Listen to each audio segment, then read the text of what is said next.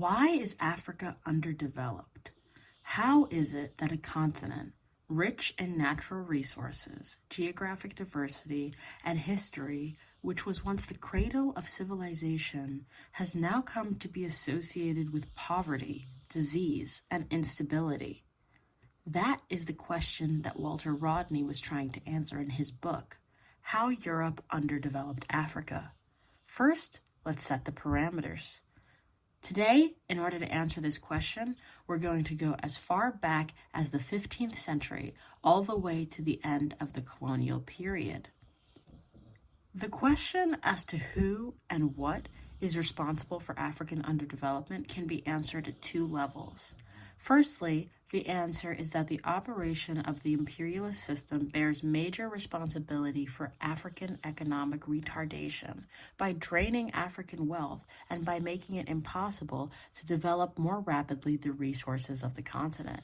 Secondly, one has to deal with those who manipulated the system and those who are either agents or unwitting accomplices of the said system.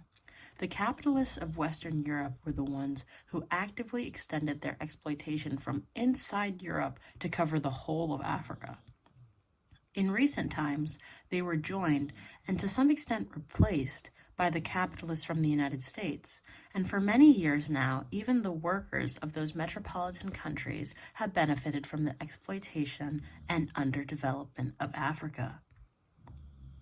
None of these remarks are intended to remove the ultimate responsibility for development from the shoulders of Africans.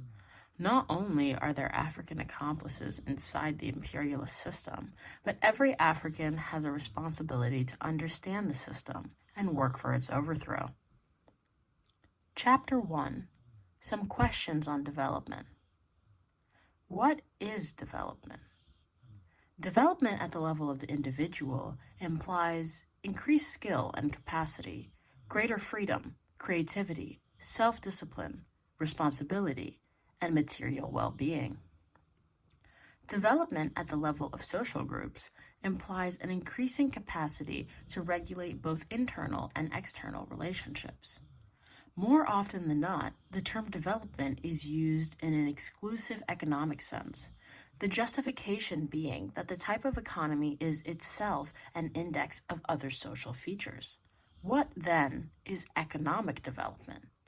A society develops economically as its members increase jointly their capacity for dealing with the environment. But development cannot be seen purely as an economic affair, but rather as an overall social process which is dependent upon the outcome of man's efforts to deal with his natural environment.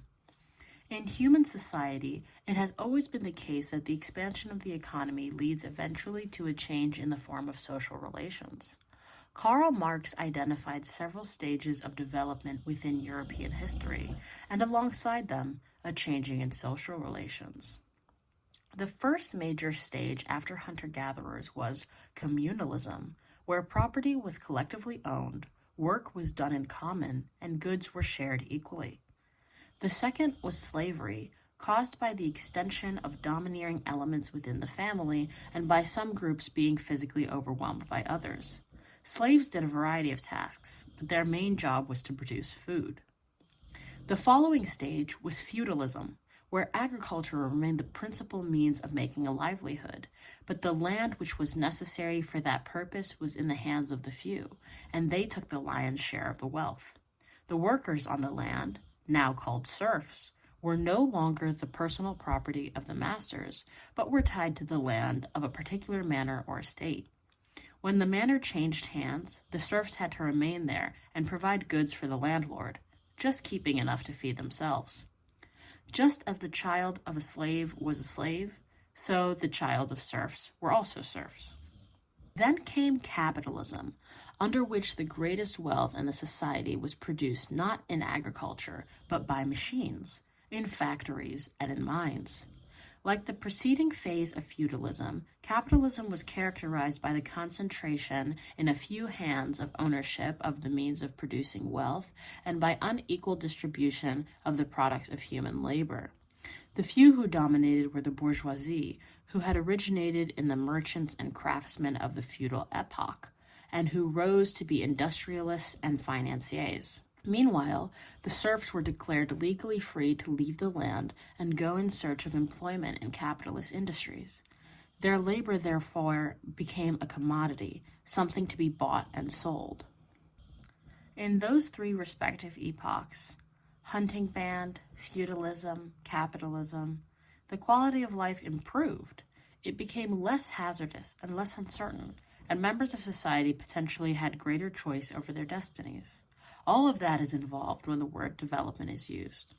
While all societies have experienced development, it is equally true that the rate of development differed from continent to continent, and within each continent, different parts increased their command over nature at different rates. Inside of Africa, Egyptians were capable of producing wealth in abundance 25 centuries ago because of mastery of many scientific natural laws and their invention of technology to irrigate, grow food, and extract minerals from the subsoil. At that time, hunting with bows and even wooden clubs was what people depended on for survival in most parts of the African continent. One of the most difficult questions to answer is exactly why different peoples developed at different rates when left on their own. Part of the answer lies in the environment in which human groups evolved, and part of it lies in the superstructure of human society. That is to say, as human beings battled with the material environment, they created forms of social relations, forms of government, patterns of behavior, and systems of belief which together constituted the superstructure, which was never the same in any two societies. Each element in the superstructure interacted with other elements in the superstructure, as well as the material base.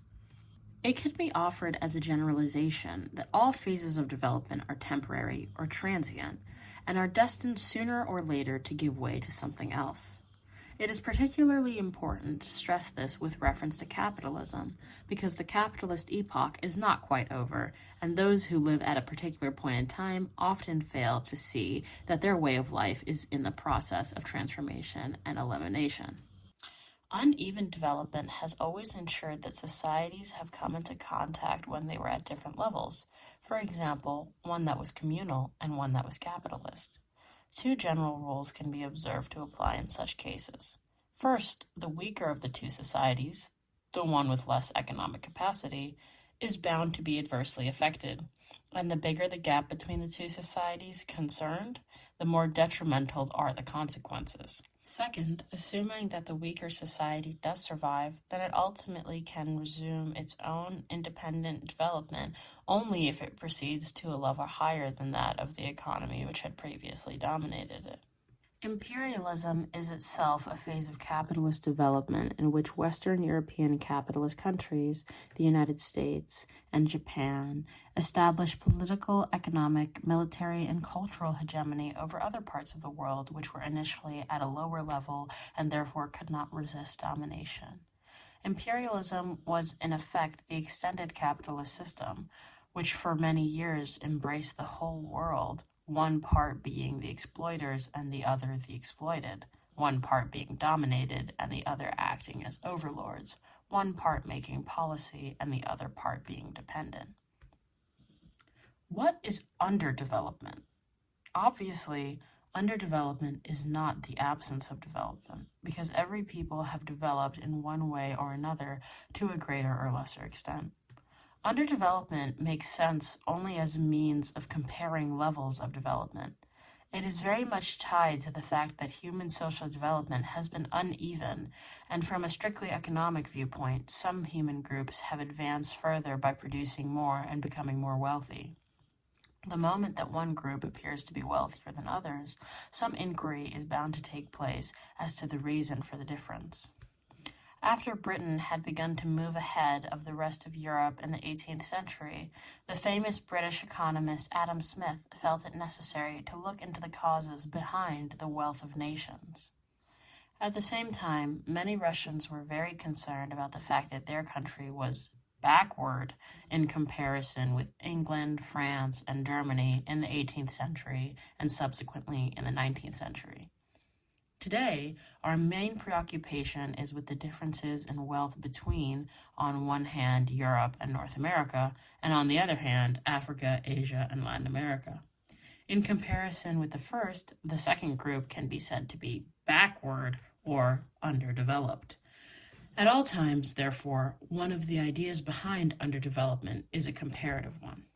A second and even more indispensable component of modern underdevelopment is that it expresses a particular relationship of exploitation, namely the exploitation of one country by another.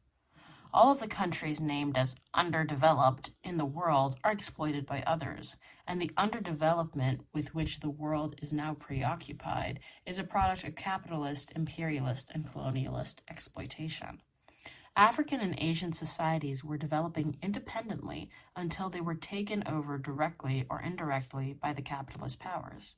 When that happened, exploitation increased and the exploitive surplus ensued, depriving the societies of the benefit of their natural resources and labor.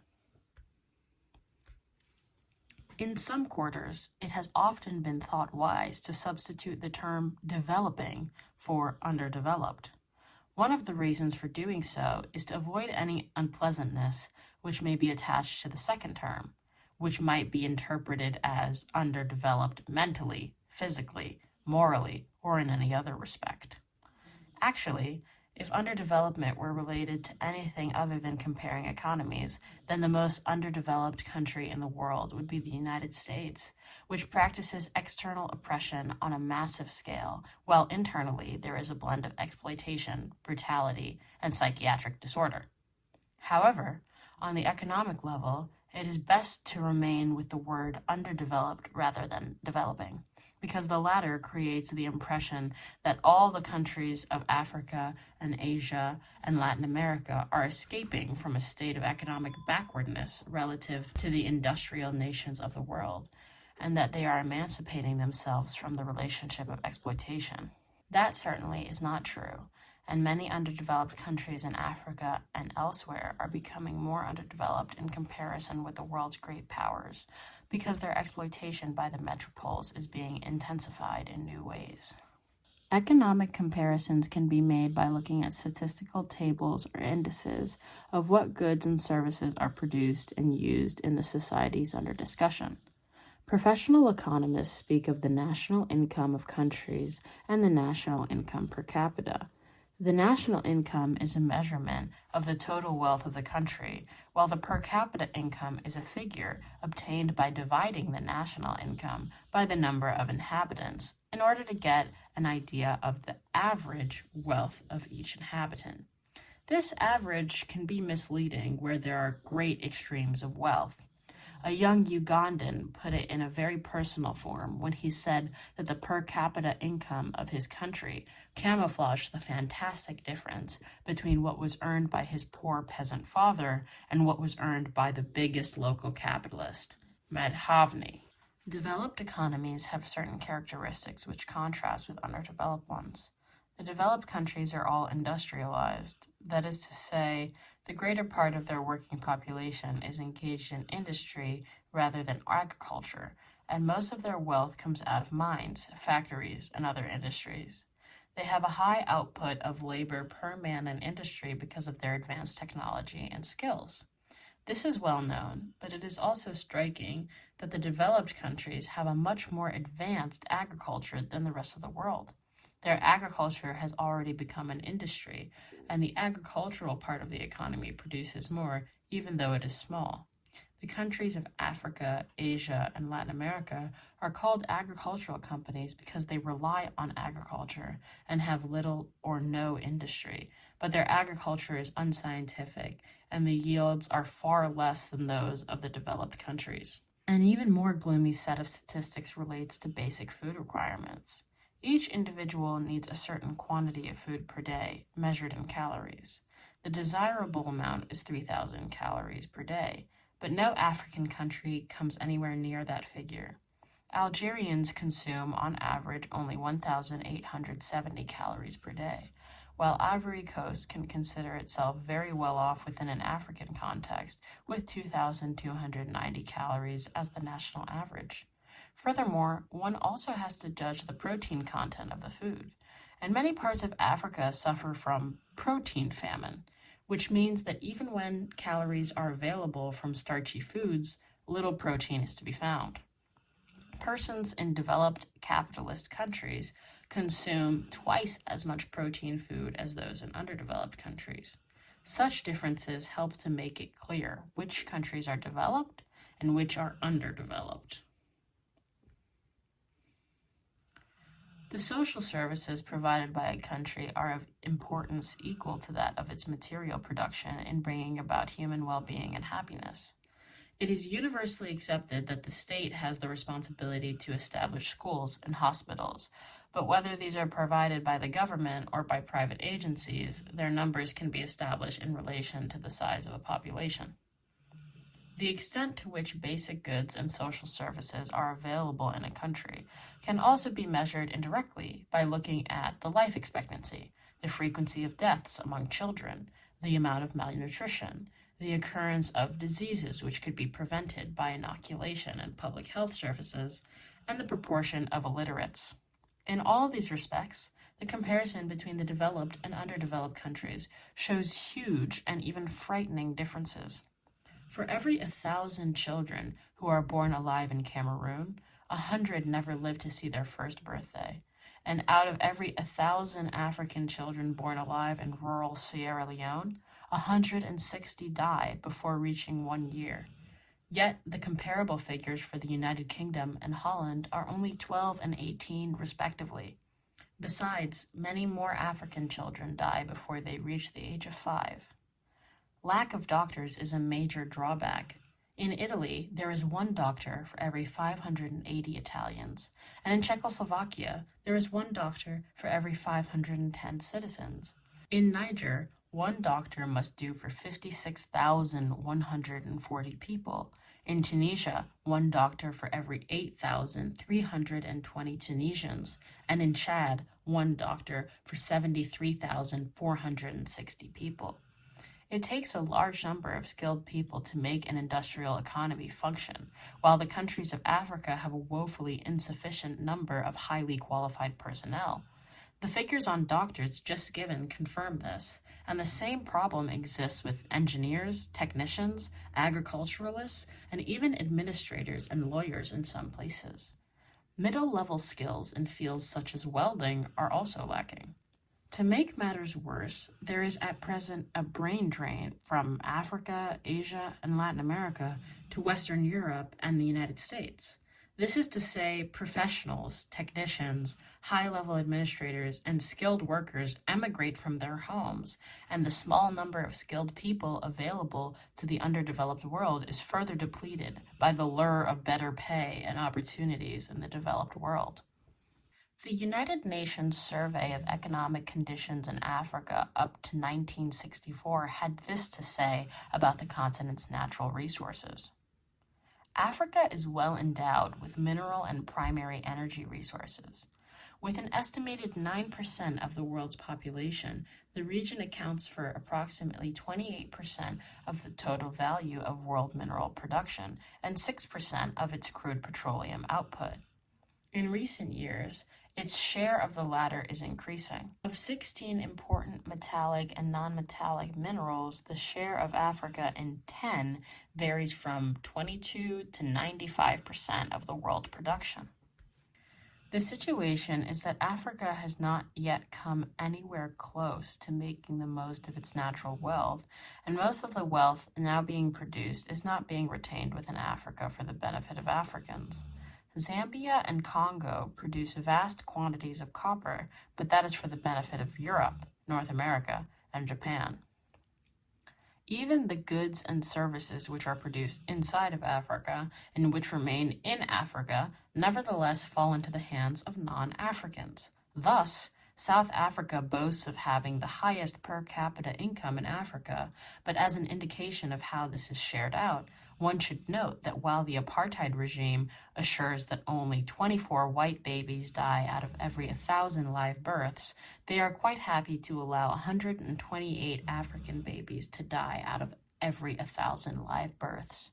In order to understand present economic conditions in Africa, one needs to know why it is that Africa has realized so little of its natural potential, and one also needs to know why so much of its present wealth goes to non-Africans, who reside for the most part outside of the continent.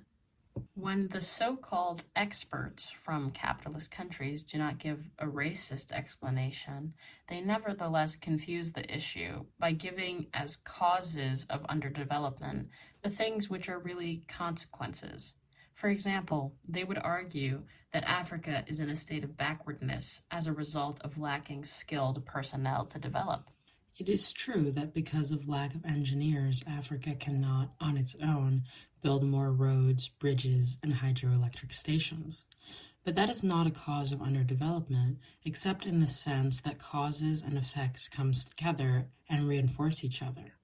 The fact of the matter is that the most profound reasons for the economic backwardness of a given African nation are not to be found inside that nation.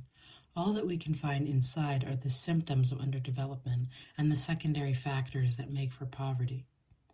So what is responsible for Africa's underdevelopment? The exploitation of nation by nation.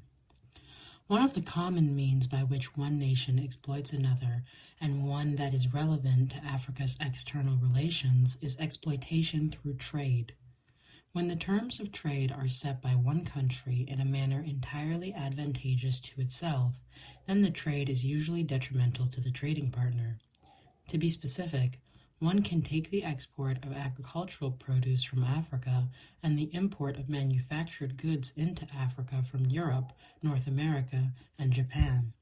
The big nations establish the price of the agricultural products and subject these prices to frequent reductions.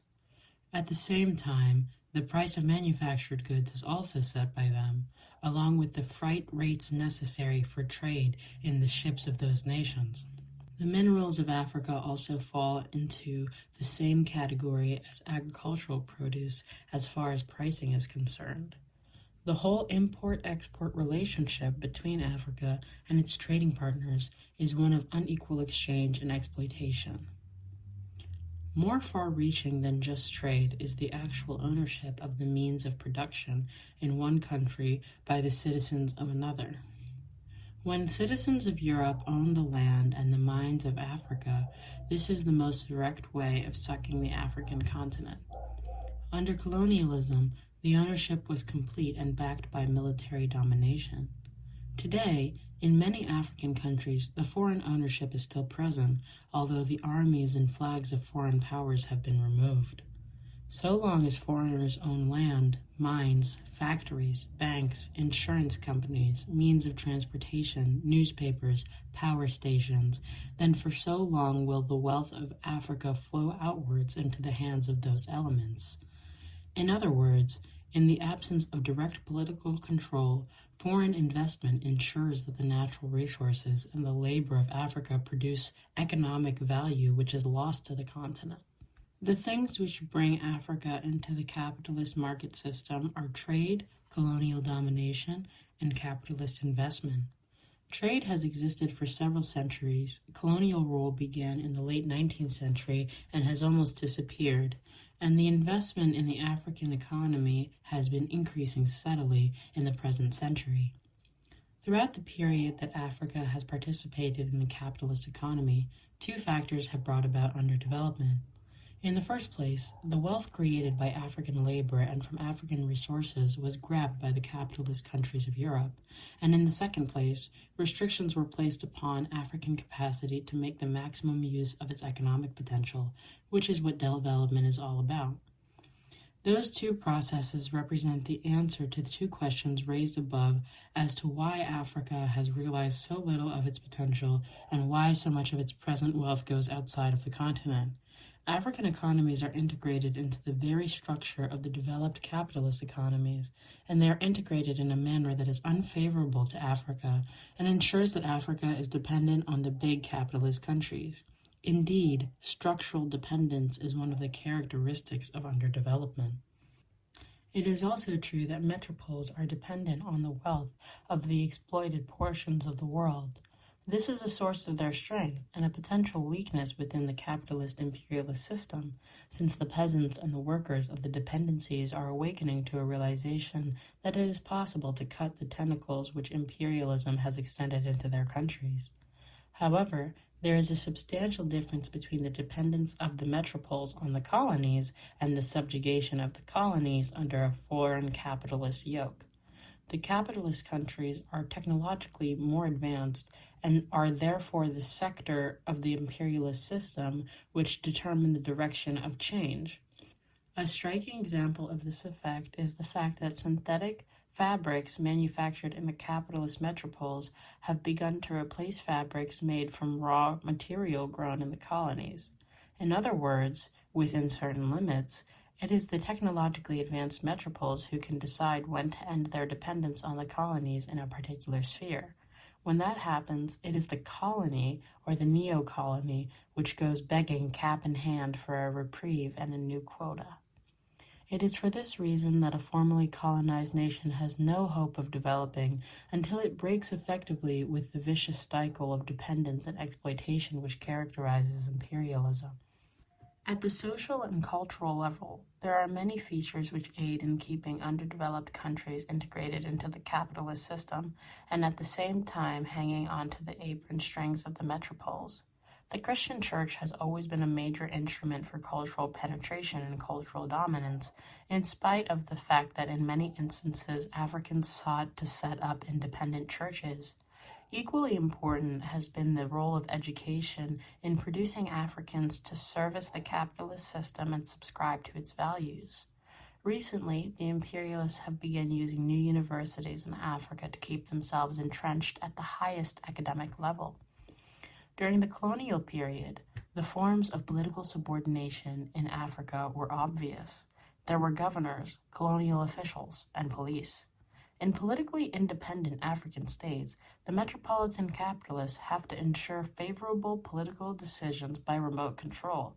So they set up their political puppets in many parts of Africa, who shamelessly agreed to compromise with the vicious apartheid regime of South Africa when their masters tell them to do so. The revolutionary writer Frantz Fanon has dealt scorchingly and at length with the question of the minority in Africa, which serves as the transmission line between the metropolitan capitalists and the dependencies in Africa. The importance of this group cannot be underestimated. The presence of a group of African sellouts is part of the definition of underdevelopment. Any diagnosis of underdevelopment in Africa will reveal not just low per capita income and protein deficiencies, but also the gentlemen who dance in Abidjan, Accra, and Kinshasa when music is played in Paris, London, and New York. How Africans developed before the coming of Europeans up until the 15th century. Here we'll enumerate some examples given in how Europe underdeveloped Africa in regards to pre-colonial African society. There was trade between African groups. The vast majority of African communities fulfilled at least a few of their needs by trade. Africa was a continent of innumerable trade routes. Some extended for long distances, like the routes across the Sahara or the routes connected with Katanga copper. But in the main, it was trade between neighboring or not too far distant communities. Such trade was always a function of production. Various communities were producing surplus of given commodities which could be exchanged for items which they lacked. In that way, the salt industry of one locality would be stimulated, while the iron industry would be encouraged in another. In a coastal, lake, or river area, dried fish could become profitable, while yams and millet would be grown in abundance elsewhere to provide a basis for exchange. The trade so readily distinguishable in every part of the continent between the 10th and 15th centuries was an excellent indicator of economic expansion and other forms of development which accompanied increasing mastery over the environment. Pre-colonial Africa had a multitude of currencies. For example, salt, cloth, iron hose, and cowrie shells were popular forms of money in Africa, apart from gold and copper, which were much rarer and therefore restricted to measuring things of great value. In a few places, such as North Africa, Ethiopia, and the Congo, the monetary systems were quite sophisticated, indicating that the economy was far removed from simple barter and subsistence. From a political perspective, the period of transition from communalism to feudalism in Africa was one of state formation. At the beginning, and for many centuries, the state remained weak and immature. It acquired definite territorial boundaries, but inside those boundaries, subjects lived in their own communities with scarcely any contact with the ruling class until the time came to pay an annual tax or tribute. Only when a group within the state refused to pay the tribute did the early African states mobilize their repressive machinery in the form of an army to demand what it considered as its rights from subjects.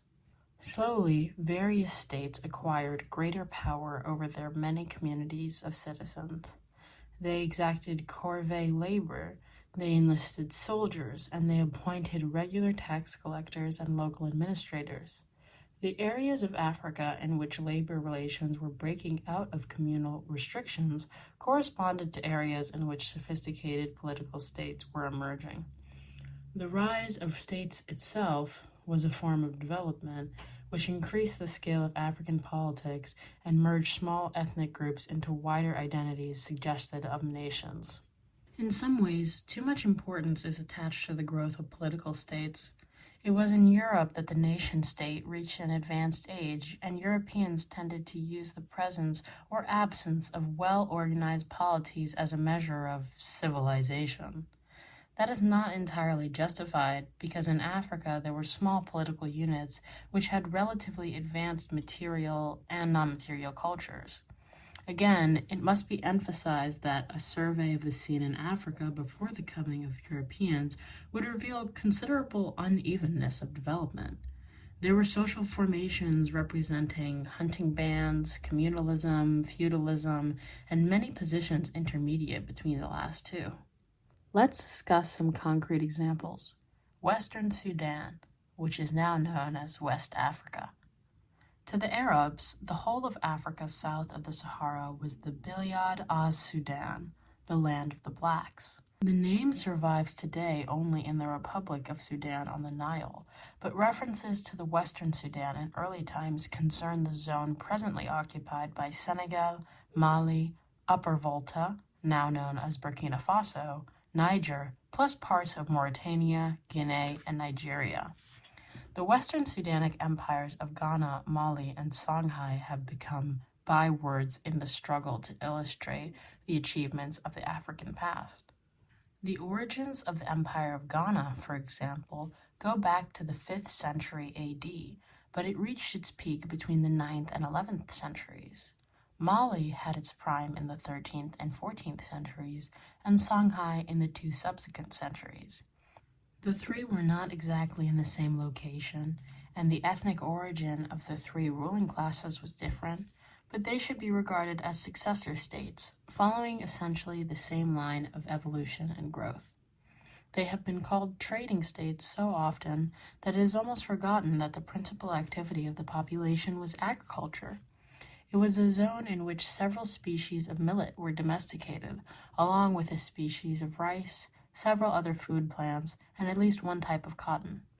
It was a zone which saw the relatively early introduction of iron in the millennium before the birth of Christ, and iron tools exercised their attendant benefits on agriculture.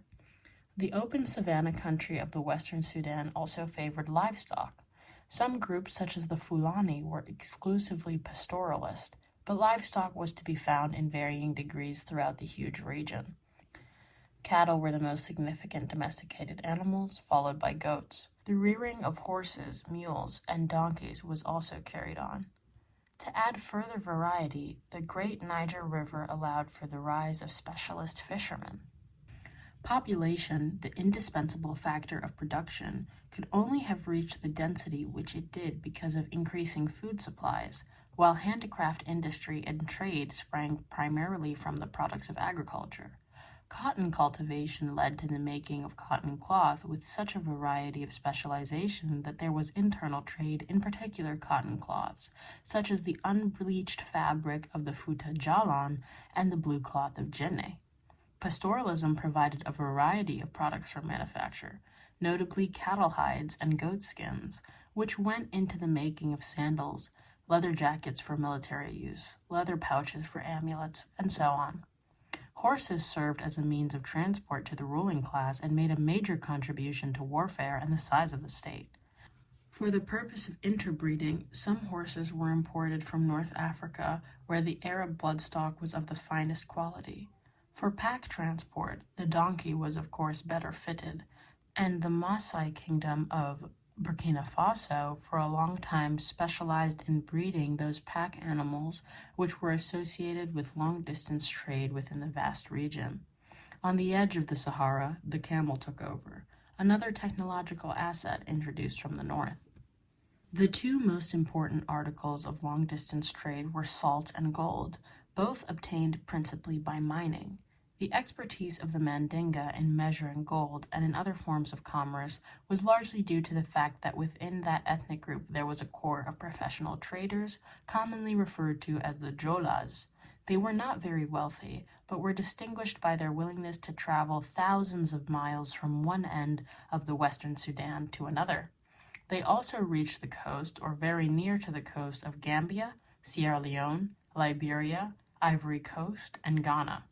The Jolas handled a long list of African products: salt from the Atlantic coast and the Sahara, cola nuts from the forests of Liberia and Ivory Coast, gold from Akan country in modern Ghana, leather from Hausaland, dried fish from the coast, cotton cloth from many districts and especially from the central area of western Sudan, iron from Fouta Djallon in modern Guinea, shea butter from the Upper Gambia, and a host of other local articles. Long-distance trade across the Sahara had special characteristics. Some scholars have spoken of the camel as the ship of the Sahara, and the towns which the camel caravans entered on either side of the desert were called ports. In practice, the trans-Saharan trade was as great of an achievement as crossing an ocean. Much more than local trade, it stimulated the famous cities of the region, such as Walata, Timbuktu, Gao, and Jenne, and it brought in the literate Islamic culture. Long-distance trade strengthened state power, which meant in effect the power of the lineages who transformed themselves into a permanent aristocracy. However, it is a gross oversimplification of cause and effect to say that it was the trans-Saharan trade which built the Western Sudanic empires. Ghana, Mali, and Songhai grew out of their environment and out of the efforts of their own populations, and it was only after they had a certain status that their ruling classes could express an interest in long-distance trade and could provide the security that permitted that trade to flourish. Apart from Ghana, Mali, Songhai, and Kanem-Bornu, there were outstanding kingdoms in Hausaland, in Mossi, in Senegal, in the Fouta Djallon Mountains of Guinea, and in the basin of the Benue tributary of the river Niger. In the 15th century, a Dutch traveler visited the great Benin city, located in modern-day Nigeria in Edo State. This is what he had to say. The town seems to be very great. When you enter into it, you go into a great broad street, not paved, which seems to be 7 or 8 times broader than the warmost street in Amsterdam. The King's Palace is a collection of buildings which occupy as much space as the town of Haarlem, and which is enclosed with walls. There are numerous apartments for the prince's ministers and fine galleries, most of which are as big as those on the exchange at Amsterdam. They are supported by wooden pillars encased with copper, where their victories are depicted, and which are very carefully kept clean. The town is composed of 30 main streets, very straight and 120 feet wide, apart from an infinity of small intersecting streets. The houses are close to one another, arranged in good order. These people are in no way inferior to the Dutch as regards cleanliness. They wash and scrub their houses so well, they are polished and shining like a looking glass. So, we've established that African states were on a trajectory of development. These empires demonstrate political, administrative, and military greatness long before the arrival of the Europeans. They had increasingly sophisticated and complex political structures, division of labor and specialization, and even greater socioeconomic stratification, which came along with the statehood. Africans in the Maghreb were bathing in public baths when some Europeans still thought that the act of washing was dangerous. So what happened? In Africa, societies were still emerging from different stages of communalism and feudalism. In Europe, a fledgling capitalist society was emerging. Africa's contribution to European capitalist development, the pre-colonial period. Malachi Postlethwaite was a British economist famous for his publication of the Universal Dictionary of Trade and Commerce. He wrote several works defending the slave trade and advocating for its expansion. He asserted that the slave trade was central to British Empire's economic interests. In reaction to those who denounced the slave trade, he answered, "Many are prepossessed against this trade, thinking it a barbarous, inhuman, and unlawful traffic for a Christian country to trade in blacks. But Africans would be better off to live in a civilized Christian country than among savages." He also wrote, "British trade is a magnificent superstructure of American commerce and naval power on an African foundation." Now that we have an English perspective, let us turn to the French perspective. Bishop Maury of France, in his argument against ending the slave trade and giving freedom to the slave colonies presented in the French National Assembly in 1791, spoke, "If you were to lose each year more than 200 million livres that you now get from your colonies, if you had not the exclusive trade with your colonies to feed your manufacturers, to maintain your navy, to keep your agriculture going, to repay your imports, to provide for your luxury needs, to advantageously balance your trade with Europe and Asia, then, I say it clearly, the kingdom would be irretrievably lost." Because of the superficiality of many of the approaches to underdevelopment, and because of resulting misconceptions, it is necessary to re-emphasize that development and underdevelopment are not only comparative terms, but that they also have a dialectical relationship one to the other. That is to say, the two help produce each other by interaction. Western Europe and Africa had a relationship which ensured the transfer of wealth from Africa to Europe.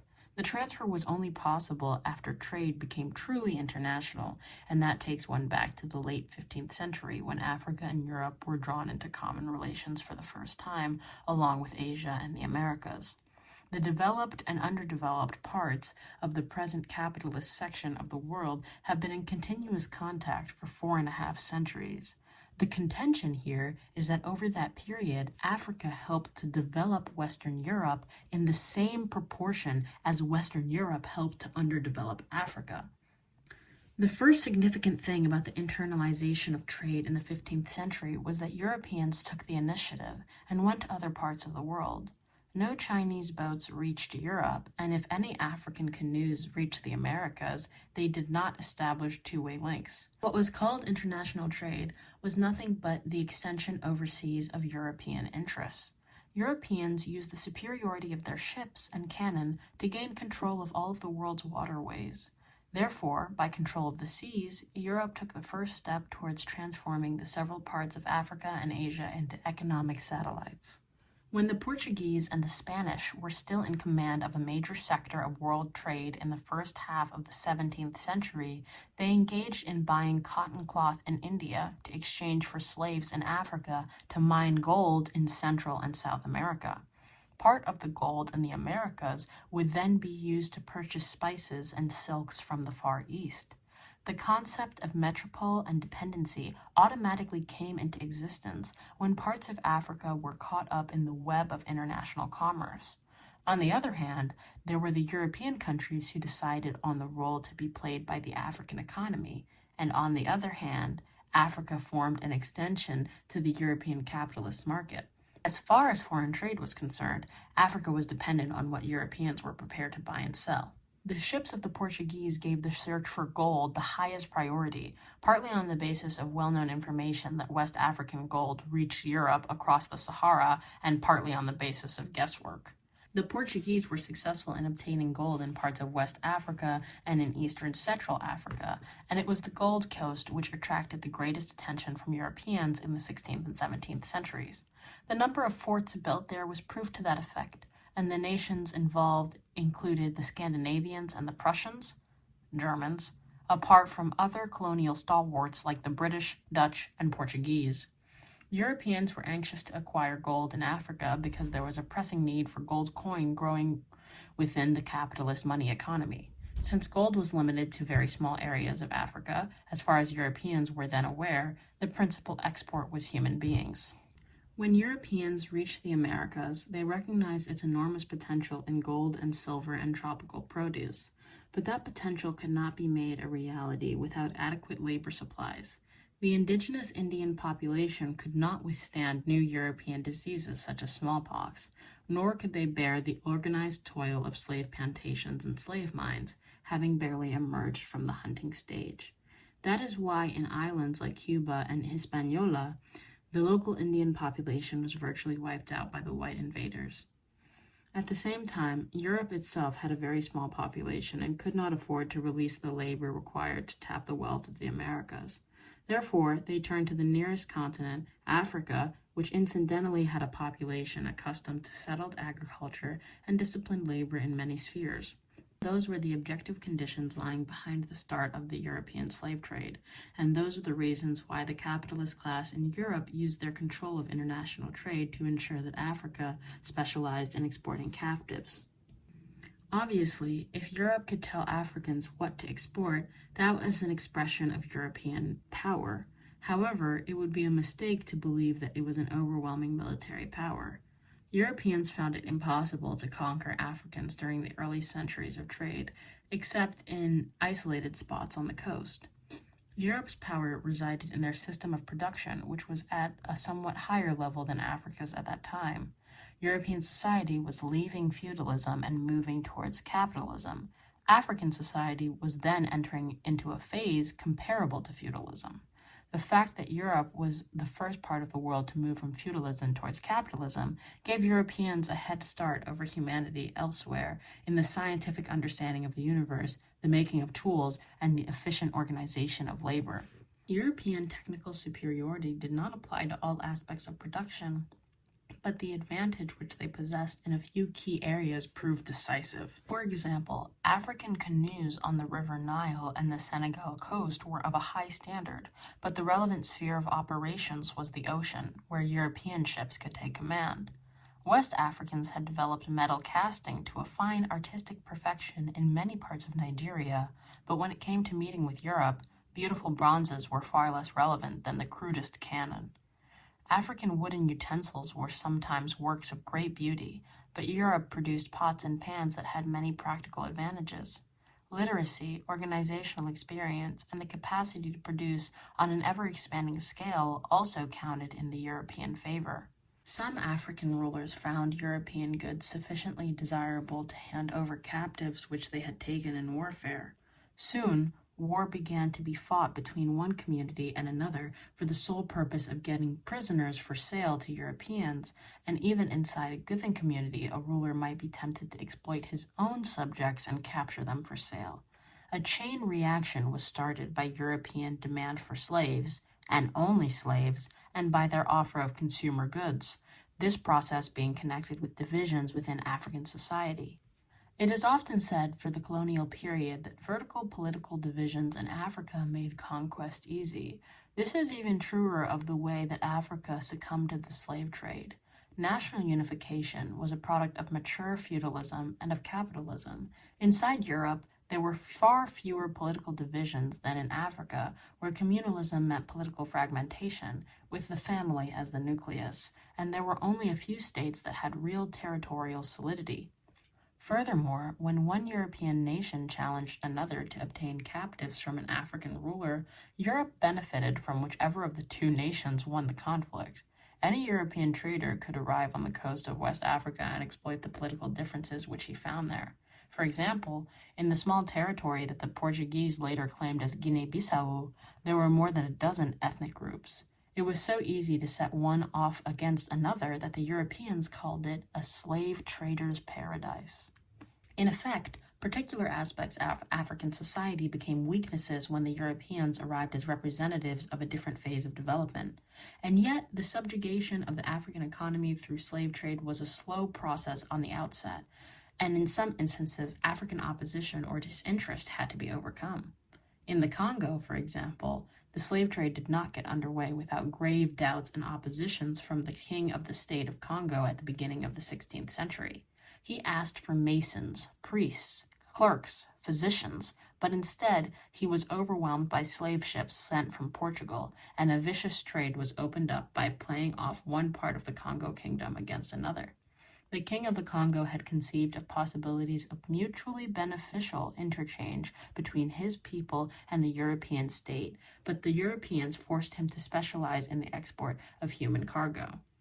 It is also interesting to note that while the Oba, king of Benin, was willing to sell a few female captives, it took a great deal of persuasion and pressure from the Europeans to get him to sell male African prisoners of war who would have otherwise been brought into the ranks of Benin society.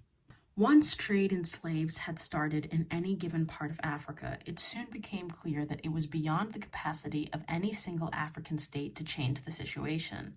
In Angola, the Portuguese employed an unusual number of their own troops and tried to seize political power from the Africans. The Angola state of Matamba on the river Congo was founded around 1630 as a direct reaction against the Portuguese. With Queen Nzinga at its head, Matamba tried to coordinate resistance against the Portuguese in Angola. However, Portugal gained the upper hand in 1648, and this left Matamba isolated. Matamba could not forever stand aside.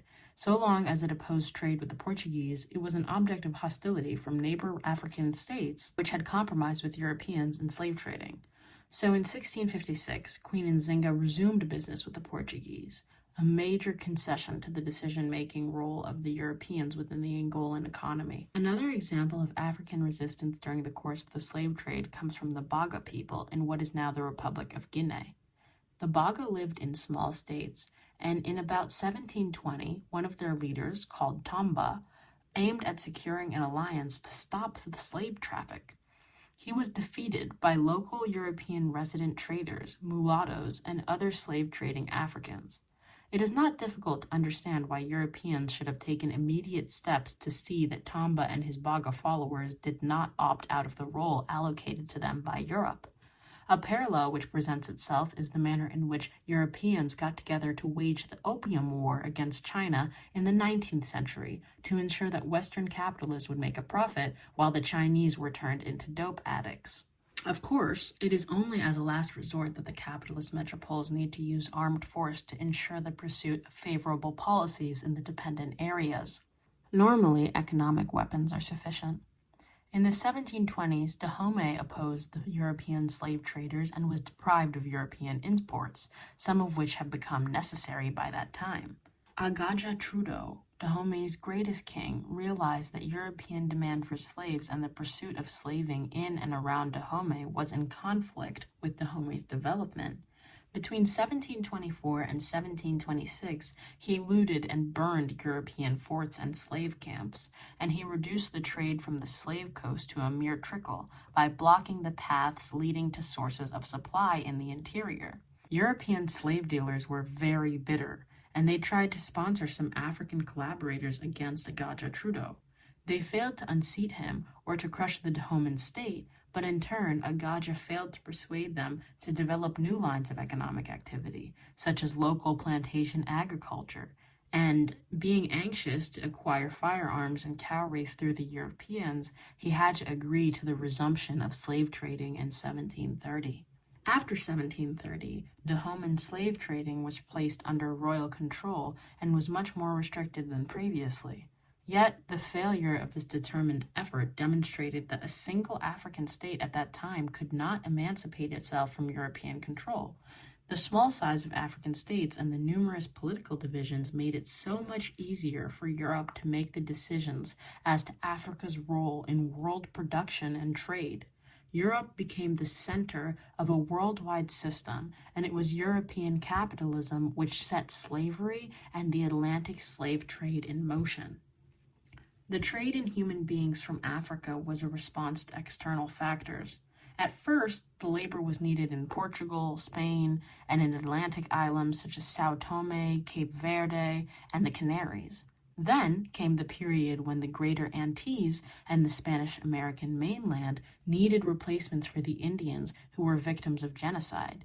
And then the demands of Caribbean and mainland plantation societies had to be met. The records show direct connections between levels of exports from Africa and European demand for slave labor in some part of the American plantation economy. Some attempts have been made to quantify the actual monetary profits made by Europeans from engaging in the slave trade. The actual dimensions are not easy to fix, but the profits were fabulous. John Hawkins made 3 trips to West Africa in the 1560s and stole Africans whom he sold to the Spanish in America. On returning to England after the first trip, his profit was so handsome that Queen Elizabeth I became interested in directly participating in his next venture, and she provided that purpose a ship named the Jesus, or the Jesus. Hawkins left with the Jesus to steal some more Africans, and he returned to England with such dividends that Queen Elizabeth made him a knight. Hawkins chose as his coat of arms the representation of an African in chains. Central and South American gold and silver, mined by Africans, played a crucial role in meeting the need for coin in the expanding capitalist money economy of Western Europe, while African gold helped the Portuguese to finance further navigations around the Cape of Good Hope and into Asia from the 15th century on. African gold was also the main source for the mintage of Dutch gold coin in the 17th century, helping Amsterdam to become the financial capital of Europe in that period. And further, it was no coincidence that when the English struck a new gold coin in 1663, they called it the guinea. The Encyclopedia Britannica explains that the guinea was a gold coin at one time current in the United Kingdom. It was first coined in 1663 in the reign of Charles II from gold imported from the Guinea coast of West Africa by a company of merchants trading under charter from the British Crown, hence the name. Throughout the 17th and 18th centuries, and for the most part of the 19th century, the exploitation of Africa and African labor continued to be a source for the accumulation of capital to be reinvested in Western Europe. The African contribution to European capitalist growth extended over such vital sectors as shipping, insurance, the formation of companies, capitalist agriculture, technology, and the manufacture of machinery. The effects were so wide-ranging that many are seldom brought to the notice of the reading public. For instance, the French St. Malo fishing industry was revived by the opening up of markets in the French slave plantations, while the Portuguese in Europe depended heavily on dyes like indigo, camwood, and Brazil wood brought from Africa and the Americas. Gum from Africa also played a part in the textile industry, which is acknowledged as having been one of the most powerful engines in the growth within the European economy. Then there was the export of ivory from Africa, enriching many merchants in London's Mincing Lane and providing the raw material for industries in England, France, Germany, Switzerland, and North America, producing items ranging from knife handles to piano keys. Africa's being drawn into the orbit of Western Europe speeded up the latter's technological development. For example, the evolution of European shipbuilding from the 16th century to the 19th century was a logical consequence of their monopoly of sea commerce in that period. Where the original European advantage was not sufficient to assure supremacy, they deliberately undermined other people's efforts.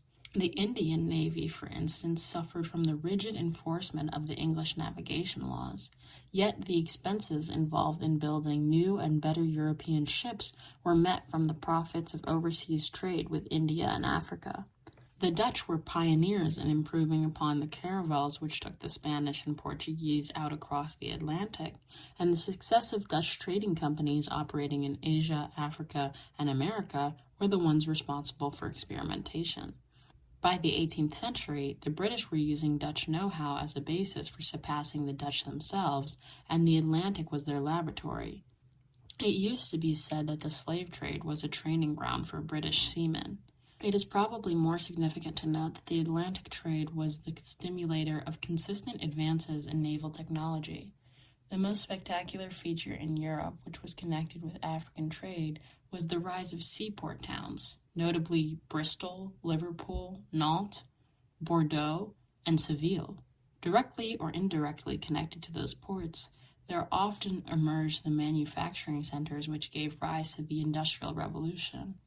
In England, it was the county of Lancashire which was the first center of the Industrial Revolution, and the economic advance in Lancashire depended first of all on the growth of the port of Liverpool through slave trading. The connections between slavery and capitalism in the growth of England is adequately documented by Eric Williams in his well-known book Capitalism and Slavery.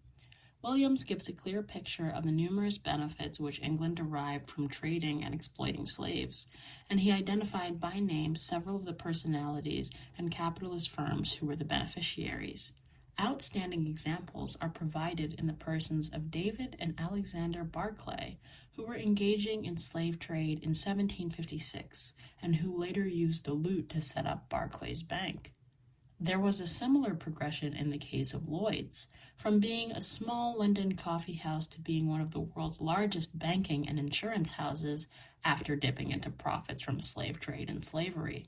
Then there was James Watt, expressing eternal gratitude to the West Indian slave owners who directly financed his famous steam engine and took it from the drawing board to the factory. A similar picture would emerge from any detailed study of French capitalism and slavery, given the fact that during the 18th century, the West Indies accounted for 20% of France's external trade, much more than the whole of Africa in the present century.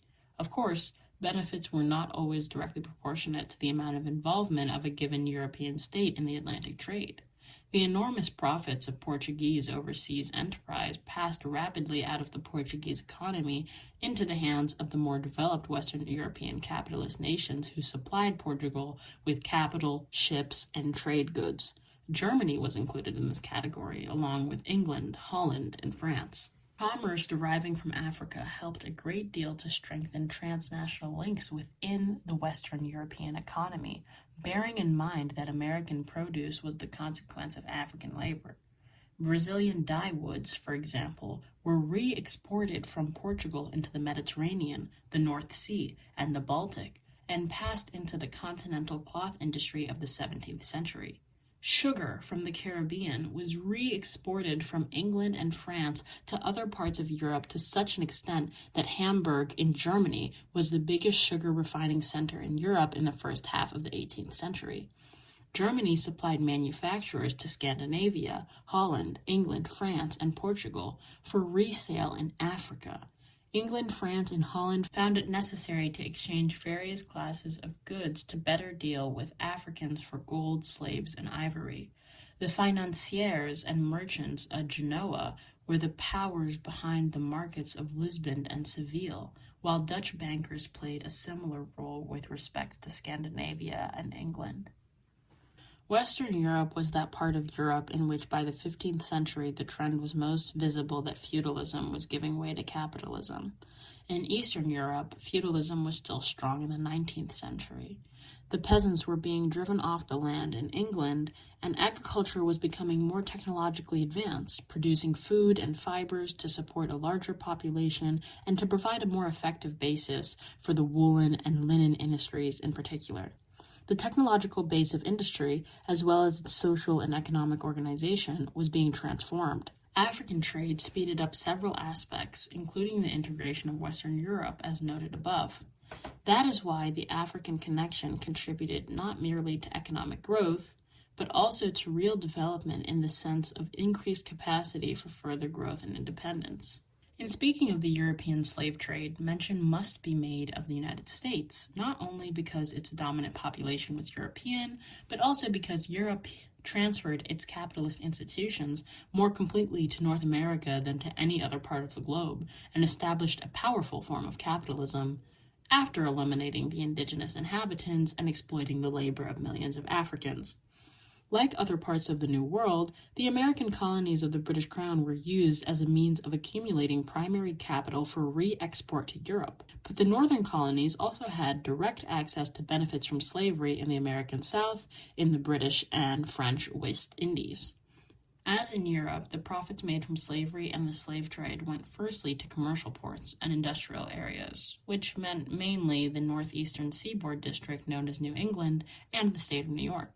The Pan-Africanist W.E. Du Bois, in a study of the American slave trade, quoted a report of 1862 as follows: "The number of persons engaged in the slave trade and the amount of capital embarked in it exceeds our power of calculation.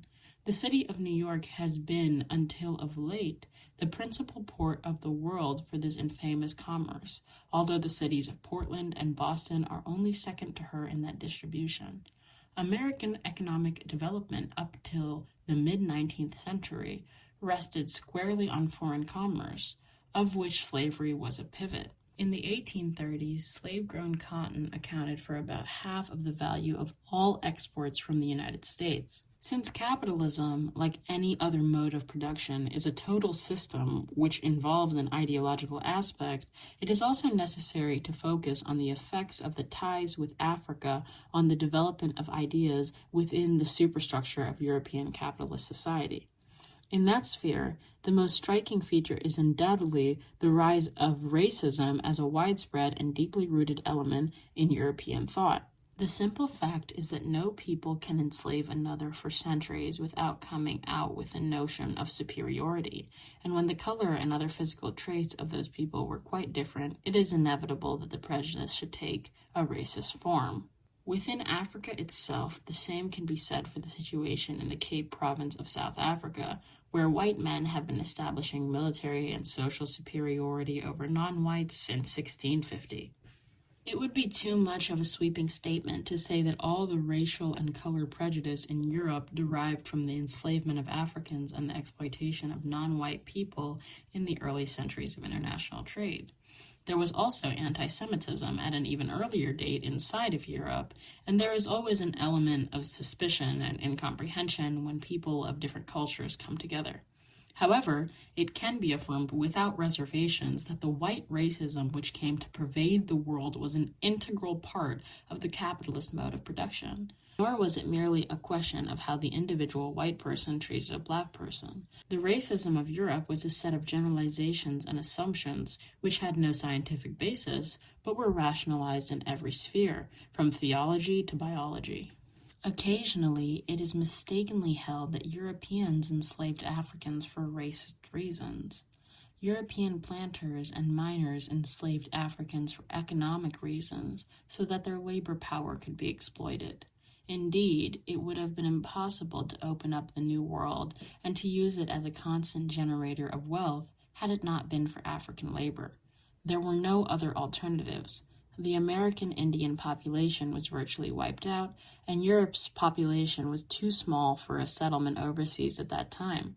Then, having become utterly dependent on African labor, Europeans at home and abroad found it necessary to rationalize that exploitation in racist terms as well. Oppression follows logically from exploitation, so as to guarantee the latter. Oppression of African people on purely racial grounds accompanied, strengthened, and became indistinguishable from oppression for economic reasons. C.L.R. James, the noted Pan-Africanist and Marxist, once remarked that the race question is subsidiary to the class question in politics, and to think of imperialism in terms of race is disastrous. But to neglect the racial factor as merely incidental is an error only less grave than to make it fundamental. It can further be argued that by the 19th century, white racism had become so institutionalized in the capitalist world, and notably in the United States, that it sometimes ranked above the maximization of profit as a motive for oppressing Black people. In the short run, European racism seemed to have done Europeans no harm, and they used those erroneous ideas to justify their further domination of non-European people in the colonial era. But the international proliferation of bigoted and unscientific racist ideas was bound to have some negative consequences in the long run. When Europeans put millions of their brothers, the Jewish people, into ovens under the Nazis, the chickens were coming home to roost. Such behavior inside of democratic Europe was not as strange as it is sometimes made out to be. There was always a contradiction between the elaboration of democratic ideals held inside Europe and the elaboration of authoritarian and thuggish practices by Europeans with respect to Africans. When the French Revolution was made in the name of liberty, equality, and fraternity, it did not extend to Black Africans who were enslaved by France in the West Indies and Indian Ocean. Indeed, France fought against the efforts of those people to emancipate themselves, and the leaders of their bourgeois revolution said plainly that they did not make it on behalf of Black humanity. It is not even true to say that capitalism developed democracy at home in Europe and not abroad. At home, it was responsible for a talk or a certain rhetoric of freedom, but it was never extended from the bourgeoisie to the oppressed workers, and the treatment of Africans must surely have made such hypocrisy a habit of European life, especially within the ruling class. How else can one explain the fact that the Christian church participated fully in the maintenance of slavery and still talked about saving souls? The first martyr in the American National War of Liberation against the British colonialists in the 18th century was an African descendant, Crispus Attucks, and both slave and free Africans played a key role in Washington's armies. And yet, the American Constitution sanctioned the continued enslavement of Africans. In recent times, it has become an object of concern to some liberals that the United States is capable of war crimes of the order of My Lai in Vietnam. But the fact of the matter is that the My Lais began with the enslavement of Africans and American Indians. Racism, violence, and brutality were the concomitants of the capitalist system when it extended itself abroad in the early centuries of international trade. The European slave trade as a basic factor in African underdevelopment, 1445 to 1870. Ahmed Sékou Touré, the first president of Guinea, wrote, "The relation between the degree of destitution of peoples of Africa and the length and nature of the exploitation they had to endure is evident. Africa remains marked by the crimes of the slave traders. Up to now, her potentialities are restricted by underpopulation." To discuss trade between Africans and Europeans in the 4 centuries before colonial rule is virtually to discuss slave trade. The Atlantic crossing, or Middle Passage, as it was called by European slavers, was notorious for the number of deaths incurred, averaging in the vicinity of 15 to 20%. The massive loss to the African labor force was made more critical because it was composed of able-bodied young men and young women. Slave buyers preferred their victims between the ages of 15 and 35, and preferably in their early 20s, the sex ratio being about 2 men to 1 woman. An emphasis on population loss as such is highly relevant to the question of socioeconomic development. Population growth played a major role in European development in providing labor, markets, and the pressures which led to further advance. Japanese population growth had similar positive effects, and in other parts of Asia which remained pre-capitalist, the size of the population led to a much more intensive exploitation of the land than has ever been the case in what is still a sparsely peopled African continent. The outflow of population was disastrous for African societies. African economic activity was affected both directly and indirectly by population loss. Both openly and by implication, all the European powers in the 19th century indicated their awareness of the fact that the activities connected with producing captives were inconsistent with other economic pursuits.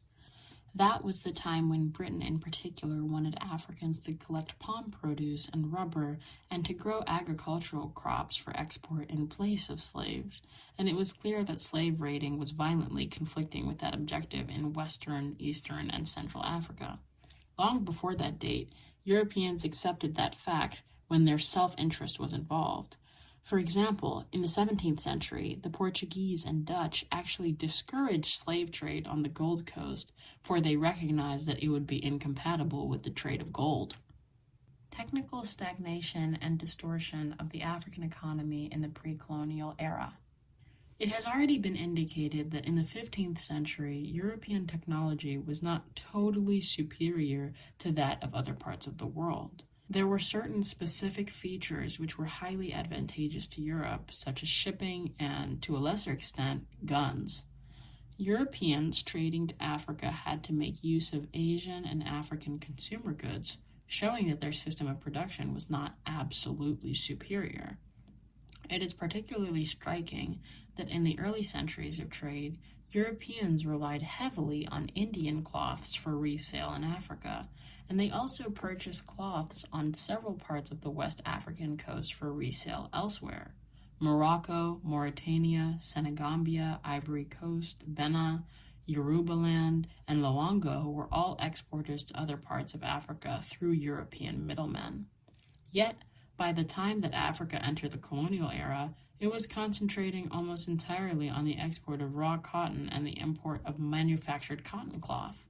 This remarkable reversal is tied to technological advance in Europe and led to stagnation of technology in Africa owing to the very trade with Europe. Cloth manufacture in the world went through a stage of hand looms and small-scale craft production. Up to the 16th century, that was the general pattern in Africa, Asia, and Europe, with Asian cloth makers being the most skilled in the world. India is the classic example where the British used every means at their disposal to kill the cloth industry so that British cloth could be marketed everywhere, including inside India itself.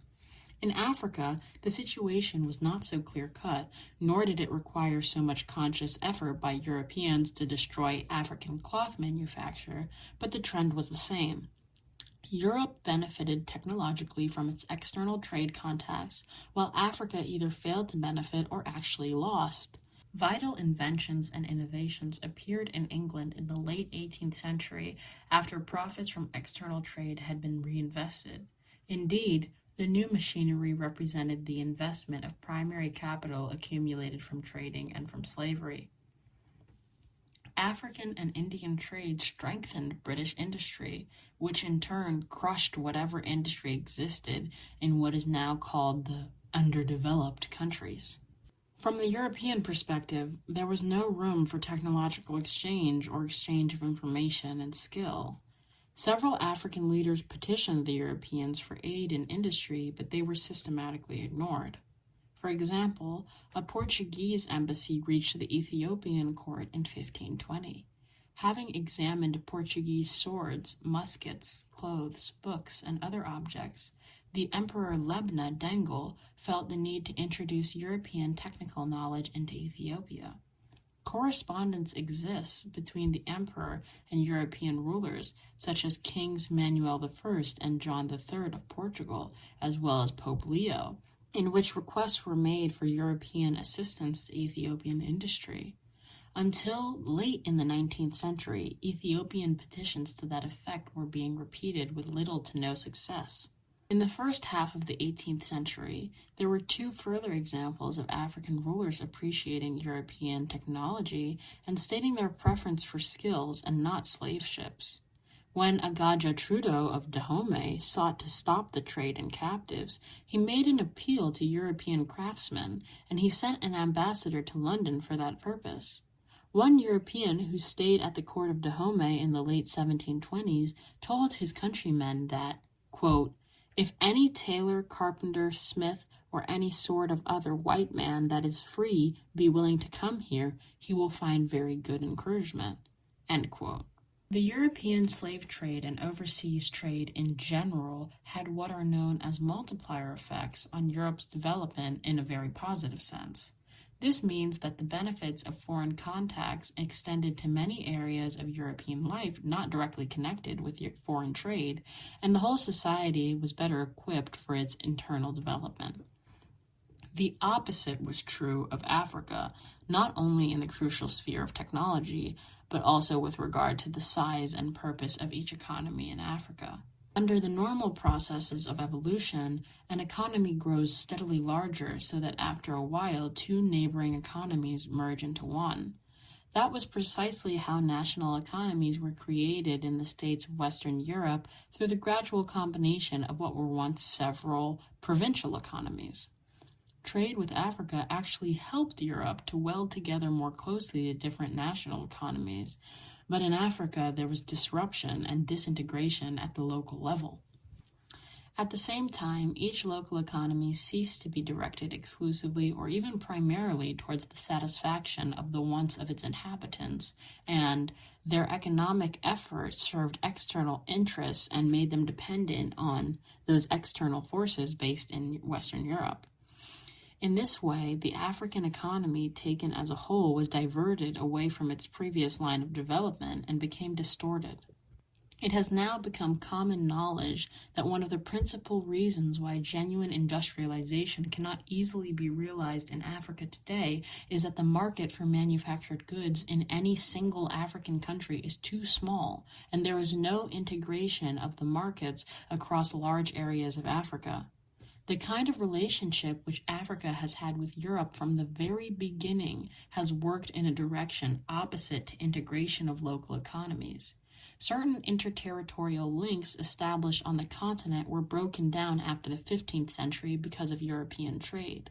Several examples arose on the West African coast down to Angola, because in those parts European trade was most voluminous, and the surviving written record is also more extensive.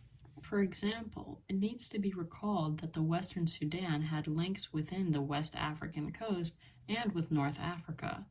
Long before the European arrival, horses were moving from North Africa to be interbred with local West African stock. Long before the European arrival, the Arabs and Mauritanians traveled to the river Senegal and farther north to meet the Mandinga Jola traders and hand over to them products such as beads and cloth spun from the wool of North African sheep. With the advantage of the rapidness of transport by sea as opposed to overland across the desert, the Portuguese were in effect breaking up the economic integration of the region. After the Portuguese became middlemen, they had the opportunity of developing a new trade pattern by which both Northwest Africa and West Africa looked to Europe and forgot about each other. The Portuguese also took over the trade in cowries in the Congo and its offshore islands, the trade in salt along the Angolan coasts, and the trade in high-quality palm cloth between northern and southern Angola.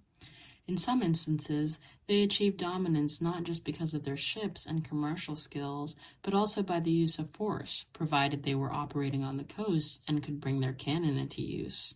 In East Africa, for instance, the Portuguese used violence to capture trade from the Arabs and the Swahili. The disruption of African commerce between the Ivory Coast and the Gold Coast followed that pattern. A strong coastal canoe trade existed between these two regions, with the people of Cape Lao, modern Ivory Coast, sailing past Cape Three Points to sell their cloth as far east as Accra.